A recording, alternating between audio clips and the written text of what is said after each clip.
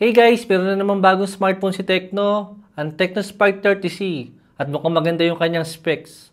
Ang sana lang guys is mura lang ulit ang smartphone na yan. Dating 5,000 guys yung SRP ng Tecno Spark 20C na merong 8256 na version.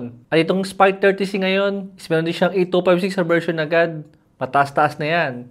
Tapos meron siyang 50 megapixel na main camera. Ang nakakagulat dito is meron siyang 120Hz na refresh rate, IP54 na rating, tapos naka 5,000 mAh siya battery. At medyo mababang charger na merong 18 watts lang.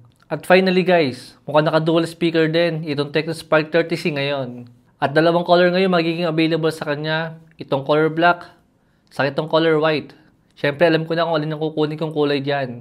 Pagka available na siya. At magiging available nga guys yung smartphone na yan is ngayong September 21.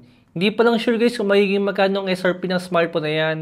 Pero pagka nagkataon na baka 5,000 ulit yan, magandang smartphone yan para sa akin. Dahil yung kanyang processor guys is meron siyang Helio G81 na processor. Na halos kamukha lang naman yan ng G85, saka ng G88 pagdating sa may performance. At medyo okay na yan para sa akin. Dahil mataas naman yung kanyang storage dito. Pero syempre, marirecommend ko lang yung smartphone na yan kung naghahanap kayo ng mga ganyang klase ng budget. Pero syempre, kung galing kayo sa mga lumang smartphone ni Tecno or ni Infinix, medyo hindi pa worth it magpalit sa bagong smartphone yan ni Tecno. Kaya hindi pa rin naman sila nalalayo ng specs sa ibang mga smartphone nila. Kahit sa mga 3 years ago na ng mga lumang smartphone.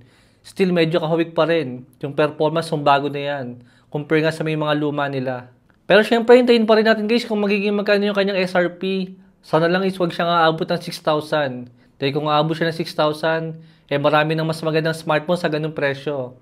Pero kung magiging around 4,000 to 5,000 yung presyo ng smartphone na yan, I think magandang deal na yan. Kung naghahanap kayo ng smartphone, na bagong smartphone, na meron kahit paano mataas sa storage. Tapos magandang specs na rin kahit paano.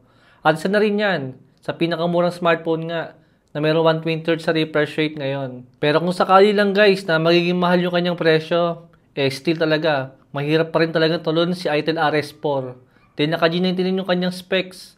Tapos para sa around na 5K to 6K lang na presyo pagka nakasale siya. Mahirap tapatan yun guys. Kaya kung magiging mahal guys ang presyo ng Tecno Spark 30C ngayon, baka maging negative tayo dyan. Pero abangan na natin yan pagka available na.